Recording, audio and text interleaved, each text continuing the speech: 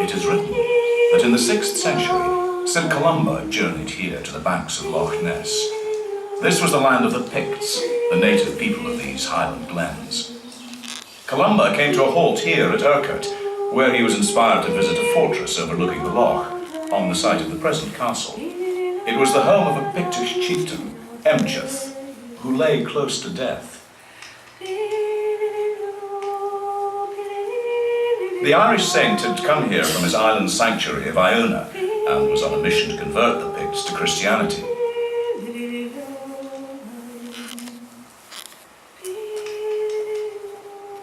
Urquhart, I have been summoned by the angels to tell you that your goodness has been noted by the God of the Christians. Hearing and believing the word of God preached to him by Columba, Urquhart was baptized and entered into the hall of the Lord. Surrounded by his family, in peace, he departed from this world.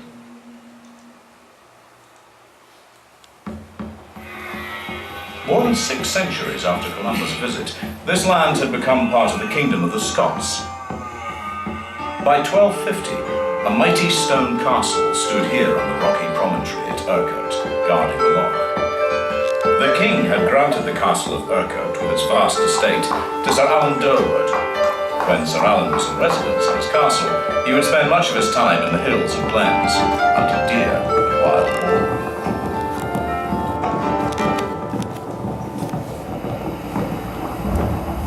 Then disaster struck. At the end of the 13th century, Scotland was in a crisis.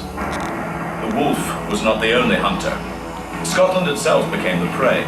Edward, King of England, saw an opportunity to conquer the Scots. He put a puppet king, John Balliol, on the throne and planned to bring Scotland to its knees. In the spring of 1296, Edward invaded. He set his machines of war against Scotland. Mighty trebuchets pounded the walls of many Scottish castles, reducing them to rubble. Scotland lay at his mercy, its armies scattered, and its great castles captured, Urquhart among them. Seizing castles was easy, but holding them against the Scots was to prove more difficult. Within the year, Urquhart was once more in Scottish hands. For so long as 100 of us remain alive, we will never consent to subject ourselves to the domination of the English.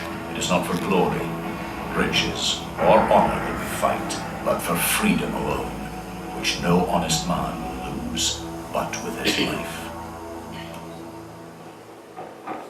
After 50 years of brutal war, the Scots were free from English domination.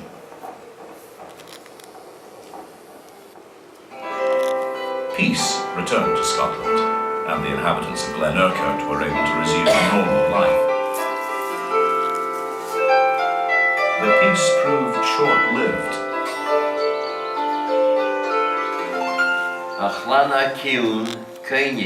From the west came the MacDonalds.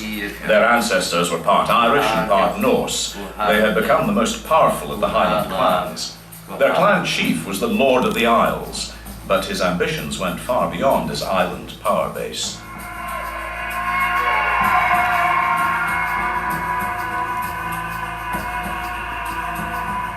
The clansmen of the Lord of the Isles came out of the west and stormed the castle. Sweeping all before them, they took the castle by fire and sword.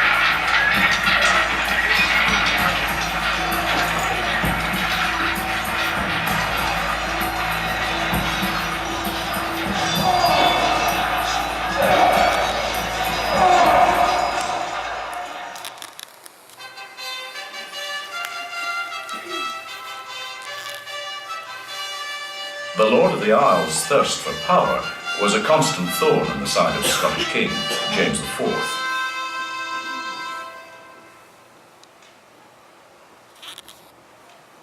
In an attempt to stop their ambitions, he stripped the MacDonalds of all their lands and titles. He had other plans for the castle and lands of Urquhart.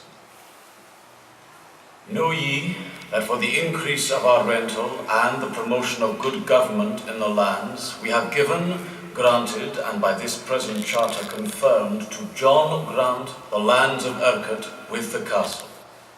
With the gift of Urquhart to Sir John Grant, the castle and lands passed forever from the Scottish crown to the chiefs of Clan Grant. But the pen of King James was no match for the swords of the Macdonalds. Like their Viking ancestors, they took to raiding.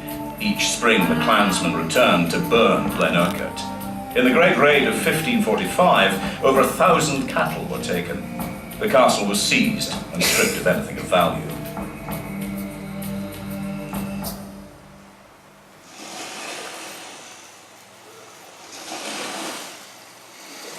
The Great Raid proved to be the last the castle inhabitants saw of the men from the west. In the peace that followed, the lairds of Grant set about the task of rebuilding their shattered castle. They built this stately tower that would serve as a suitable residence for this noble family.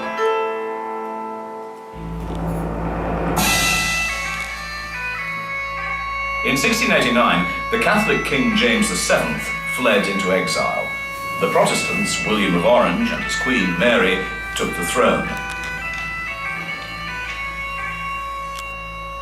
The chiefs of Clan Grant threw in their lot behind the new sovereigns and garrisoned Urquhart in readiness for the coming fight. Before long, a force of Jacobites loyal to the exiled Stuart king appeared. They stopped their march and laid siege to the ancient castle. Without heavy guns, the Jacobites could make no impression on the mighty stronghold and withdrew. The Grand Chief Officer of Urquhart Castle decided to abandon the castle to its fate. The gatehouse of the castle was packed with kegs of gunpowder, and the fuse was lit.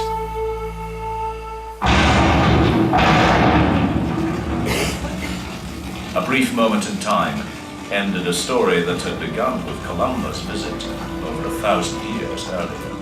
This mighty castle, that was once the stronghold of kings and clan chiefs, was reduced to rubble. The Grant Highlanders marched out of the castle for the last time, and Urquhart was left to the flames.